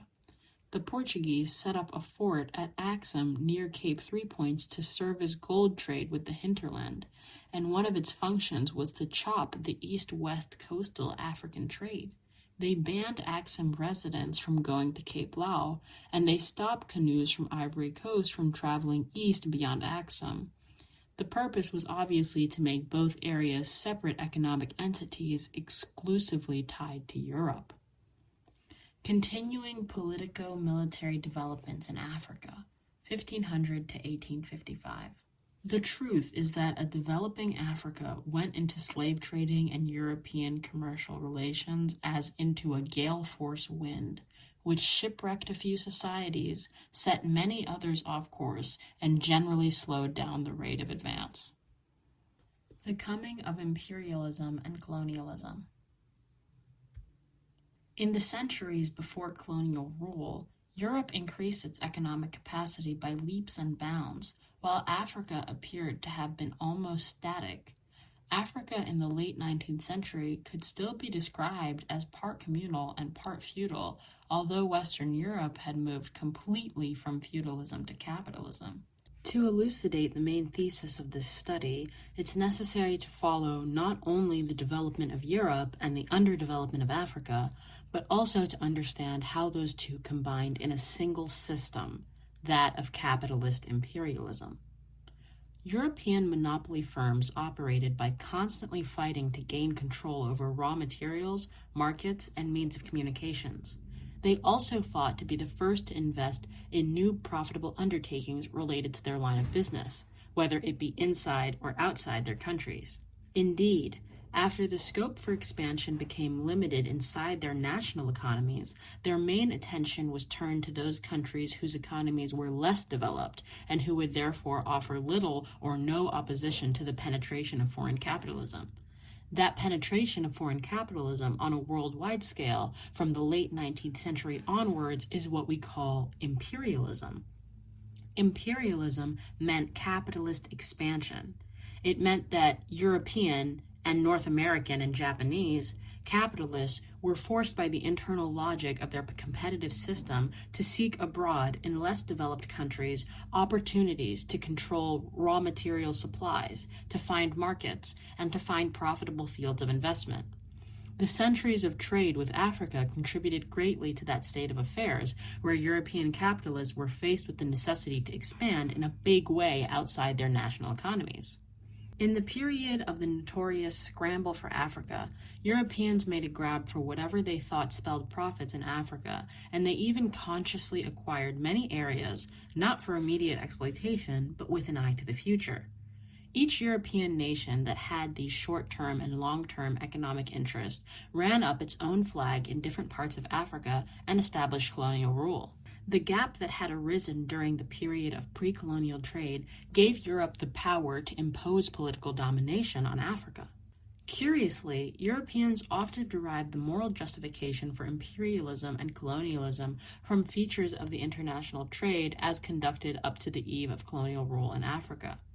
The British were the chief spokesmen for the view that the desire to colonize was largely based on their good intentions in wanting to put a stop to the slave trade. True enough, the British in the 19th century were as opposed to slave trading as there were once in favor of it. Many changes inside of Britain had transformed the 17th century necessity for slaves into the 19th century necessity to clear the remnants of slaving from Africa so as to organize the local exploitation of land and labor. Therefore, slaving was rejected insofar as it had become a fetter on further capitalist development, and that was particularly true of East Africa, where Arab slave trading persisted until the late 19th century. The British took special self-righteous delight in putting an end to Arab slave trading and in deposing rulers on the grounds that they were slave traders. However, in those very years, the British were crushing political leaders in Nigeria, like Jaja and Nana, who by then ceased the export of slaves and were concentrating instead on products like palm oil and rubber.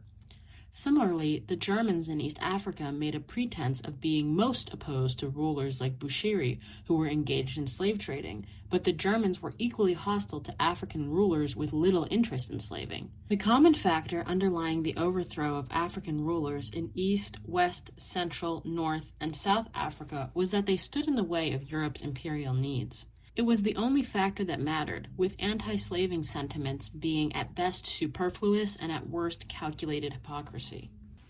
King Leopold II of Belgium also used the anti-slavery excuse to introduce into Congo forced labor and modern slavery. Besides, all Europeans had derived ideas of racial and cultural superiority between the 15th and 19th centuries, while engaged in genocide and the enslavement of non-white people. Europeans were also racially motivated to seek political domination over Africa. The 19th century was one in which white racism was most violently and openly expressed in capitalist societies, with the United States as a focal point, and with Britain taking the lead among the Western European capitalist nations. Britain accepted granting dominion status to its old colonies of white settlers in Canada, Australia, and New Zealand, but it withdrew self-government from the West Indies when the white planters were ousted from the legislative assemblies by black and brown people. As far as Africa is concerned, Englishmen violently opposed black self-government such as the Fante Confederation on the Gold Coast in the 1860s. They also tried to erode the authority of black Creoles in Sierra Leone.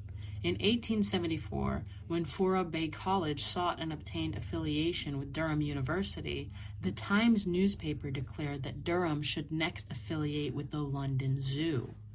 Pervasive and vicious racism was present in imperialism as a variant independent of the economic rationality that initially gave birth to racism.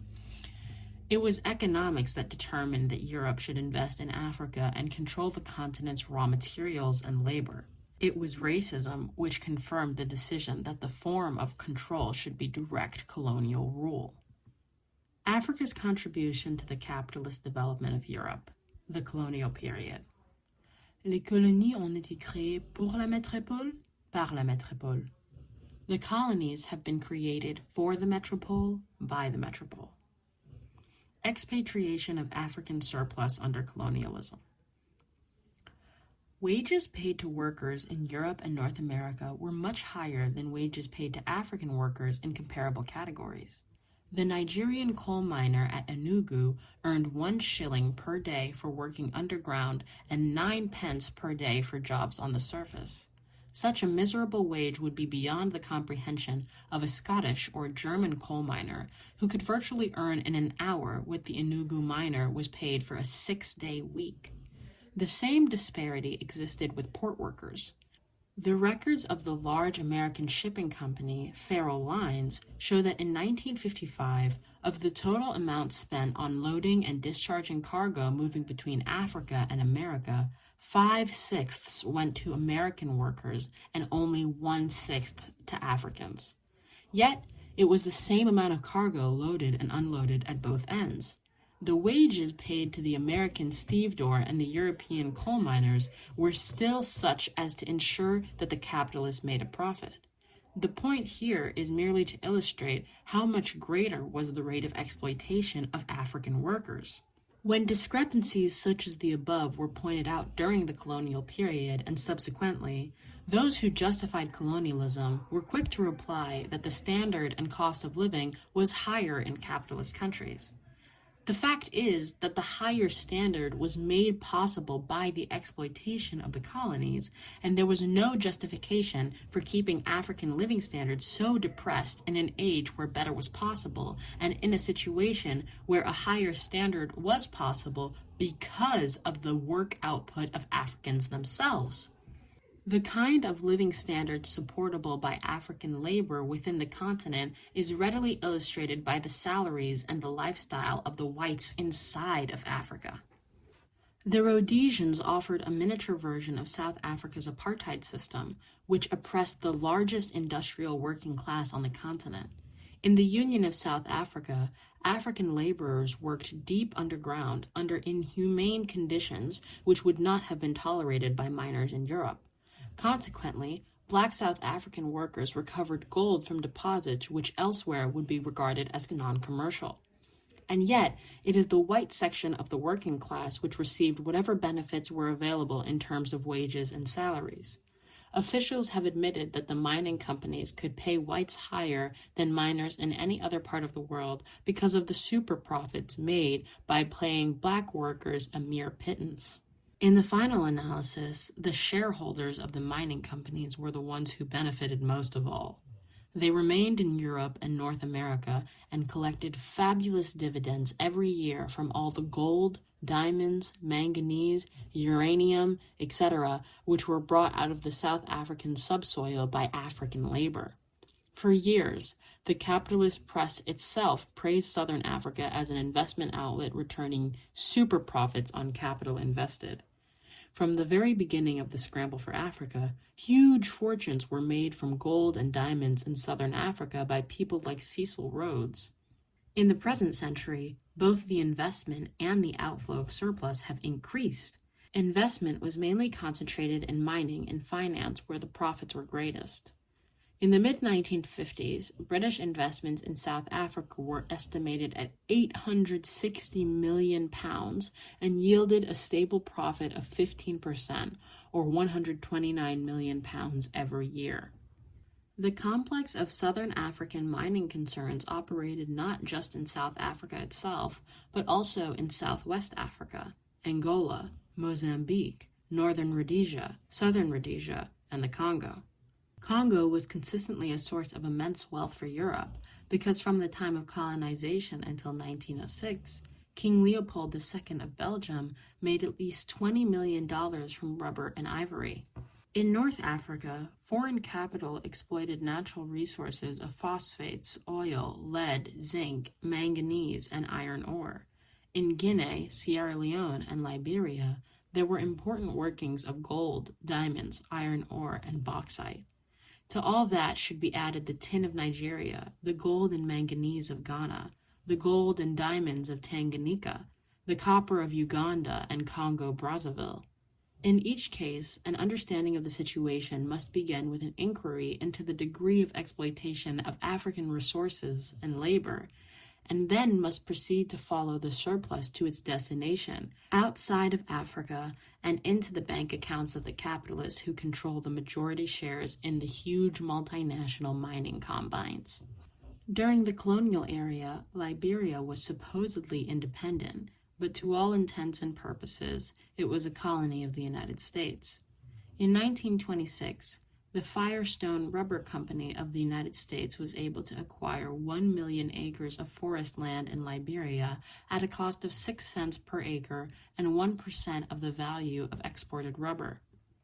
Because of the demand for and the strategic importance of rubber, Firestone's profits from Liberia's land and labor carried them to 25th position among the giant companies of the United States. The colonial administration as economic exploiter. In addition to private companies, the colonial state also engaged directly in the economic exploitation and impoverishment of Africa. The equivalent to the colonial office in each colonizing country worked hand in hand with their governors in Africa to carry out a number of functions, the principal ones being to protect national interests against competition from other capitalists, to arbitrate the conflicts between their own capitalists, and to guarantee optimum conditions under which private companies could exploit Africans. The last mentioned objective was the most crucial. That is why colonial governments were repeatedly speaking about the maintenance of law and order, by which they meant the maintenance of conditions most favorable to the expansion of capitalism and the plunder of Africa. The Portuguese and Belgian colonial regimes were the most brazen in directly rounding up Africans to go and work for private capitalists under conditions equivalent to slavery. In Congo, brutal and extensive forced labor started under King Leopold II in the last century. So many Congolese were killed and maimed by Leopold's officials and police that this earned even European disapproval. When Leopold handed over the Congo Free State to the Belgian government in 1908, he had already made a huge fortune, and the Belgian government hardly relaxed the intensity of the exploitation in Congo. The strengthening of the technological and military aspects of capitalism, a preliminary examination of the non-monetary benefits of colonialism to Europe. It would be extremely simple-minded to say that colonialism in Africa or anywhere else caused Europe to develop its science and technology. The tendency towards technological innovation and renovation was inherent in capitalism itself because of the drive for profits. However, it would be entirely accurate to say that the colonization of Africa and other parts of the world formed an indispensable link in a chain of events which made possible the technological transformation of the base of European capitalism. Without that link, European capitalism would not have been producing goods and services at the level attained in 1960. In other words, our very yardsticks for measuring developed and underdeveloped nations would have been different. For example, in the sphere of shipping, it can be readily realized that certain technological modifications and innovations would be connected with the fact that such a high proportion of shipping was used to tie together colonies and metropoles. Ships had to be refrigerated to carry perishable goods. They had to make special holds for bulky or liquid cargoes such as palm oil. And the transport of petroleum from the Middle East, North Africa, and other parts of the world led to oil tankers as a special class of ships. The design of the ships and the nature of their cargoes, in turn, affected the kind of port installations in the metropoles. Ever since the 15th century, Europe was in strategic command of world trade and of the legal and organizational aspects of the movement of goods between continents. Europe's power increased with imperialism because imperialism meant investments, and investments, with or without colonial rule, gave European capitalists control over production within each continent. The amount of benefits to capitalism increased accordingly, since Europe could determine the quantity and quality of different raw material inputs which would need to be brought together in the interests of capitalism as a whole, and the bourgeois class in particular. For instance, sugar production in the West Indies was joined in the colonial period by cocoa production within Africa, so that both merged into the chocolate industry of Europe and North America. In the metallurgical field, iron ore from Sweden, Brazil, or Sierra Leone could be turned into different types of steel with the addition of manganese from the Gold Coast or chrome from southern Rhodesia. Such examples could be multiplied almost indefinitely to cover the whole range of capitalist production in the colonial period. Copper, too, fell neatly into the category under discussion. Unskilled production by Africans was required to get the ore for export, followed by a refinement in a European capitalist plant. Copper was Africa's chief mineral export. Being an excellent conductor of electricity, it became an indispensable part of the capitalist electrical industry. It is an essential component of generators, motors, electric locomotives, telephones, telegraphs, light and power lines, motor cars, buildings, ammunition, radios, refrigerators, and a host of other things. A technological era tends to be defined by the principal source of power.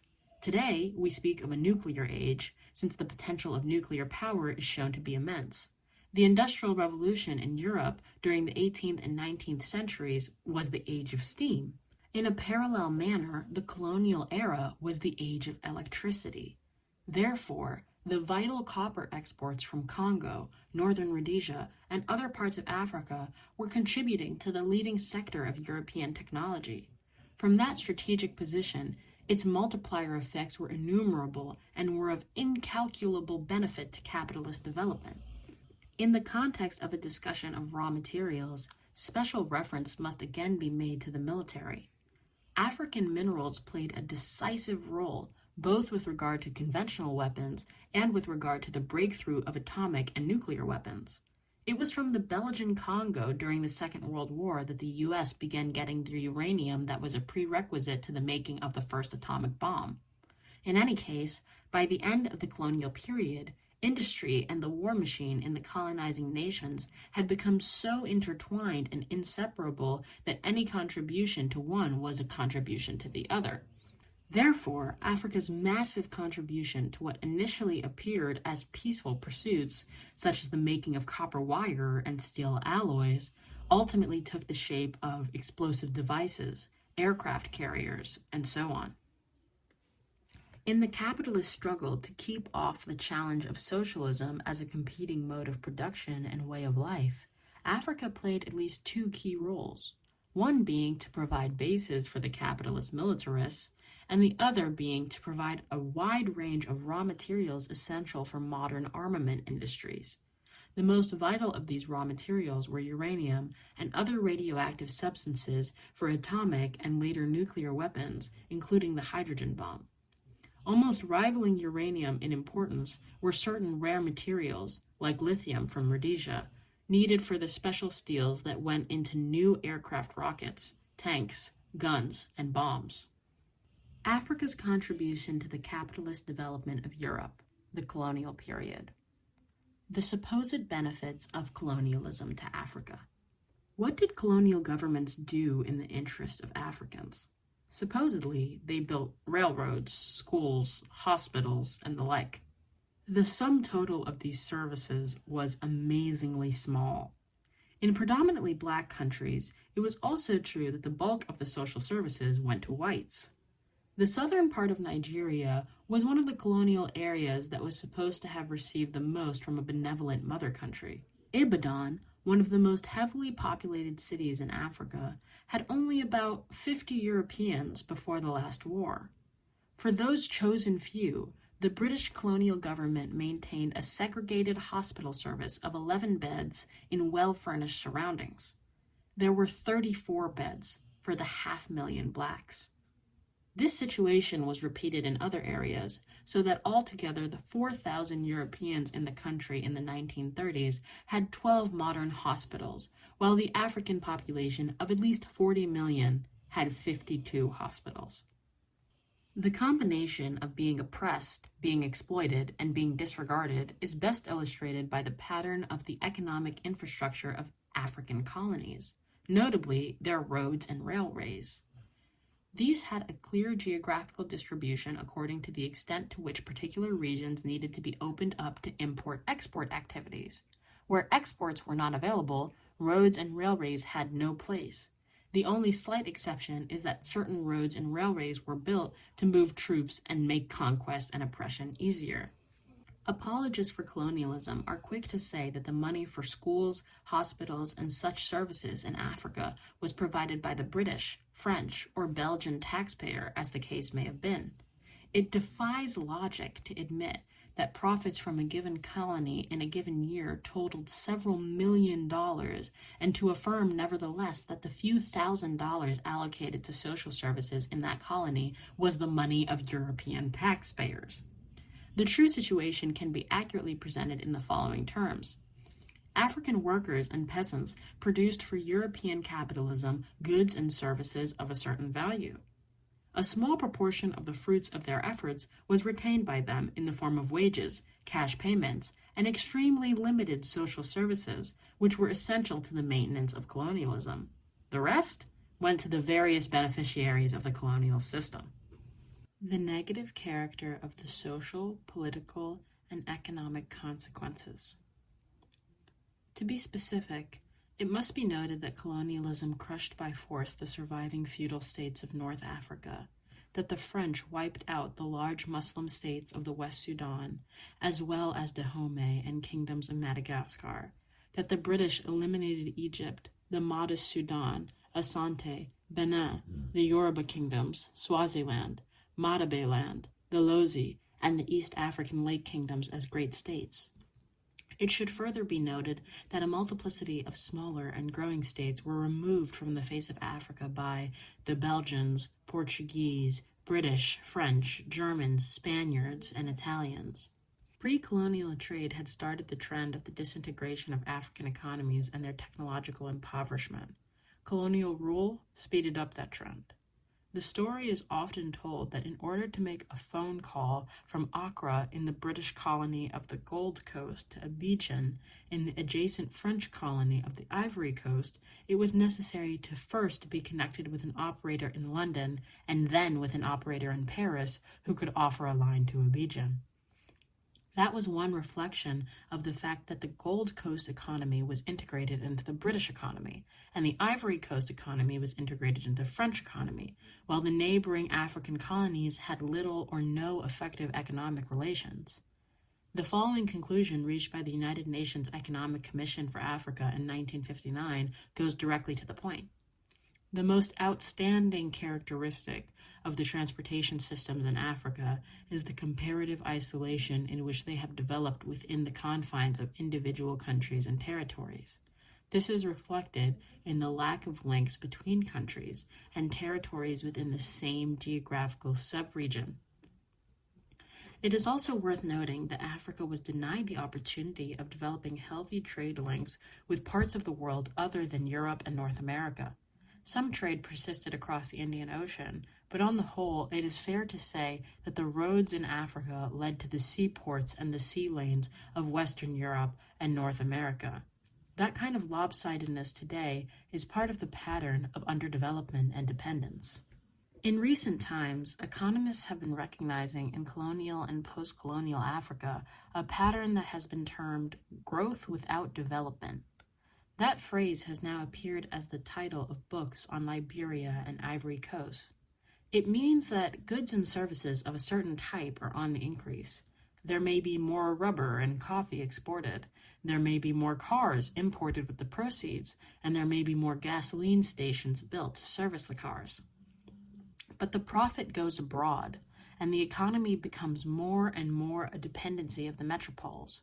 In no African economy was there economic integration, or any provision for making the economy self-sustained and geared towards its own local goals. Therefore, there was growth of the so-called enclave import-export sector, but the only things which developed were dependency and underdevelopment. A further revelation of growth without development under colonialism was the overdependence on one or two exports. The term monoculture is used to describe those colonial economies which were centered around a single crop.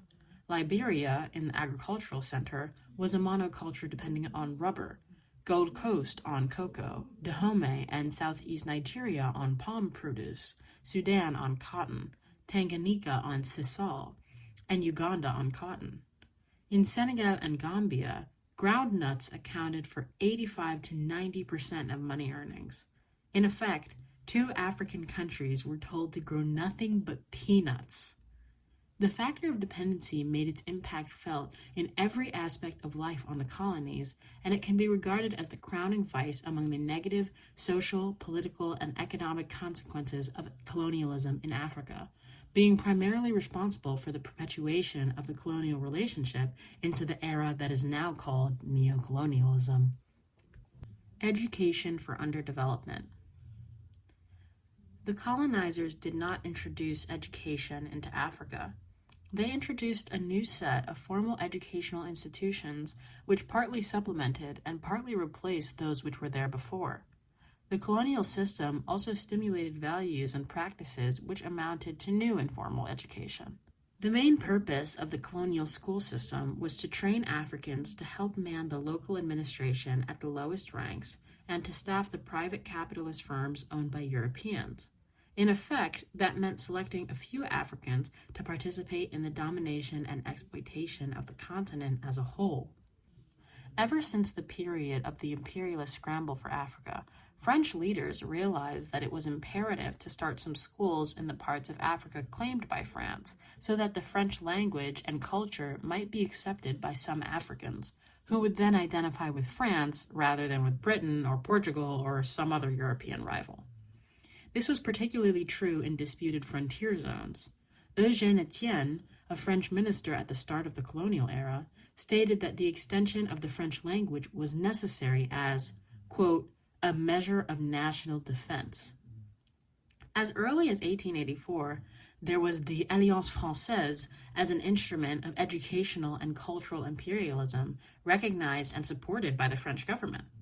The reports of the Alliance Française show clearly that they thought of themselves as an arm of French imperialism, fighting so that France could further entrench itself. For example, the Alliance Française wrote of French schools in Upper Guinea in the late 19th century, quote, they have to combat the redoubtable influence of English schools of Sierra Leone in this region. The struggle between the two languages becomes more intense as one moves to the south, invaded by English natives and by their Methodist pastors, end quote. After the Second World War, it became obvious that colonial rule could not forever be maintained in the same form in Africa, Asia having already broken loose and Africa being restless. When the awareness that the end was in sight became generalized, the metropolitan powers turned to their colonial cadre and handed to them the reins of policy in politically independent Africa. It should be emphasized that the choice that Africa should be free was not made by the colonial powers, but by the people of Africa. Gainde bugul mo mi apula idunde gainde bugul mo mi apula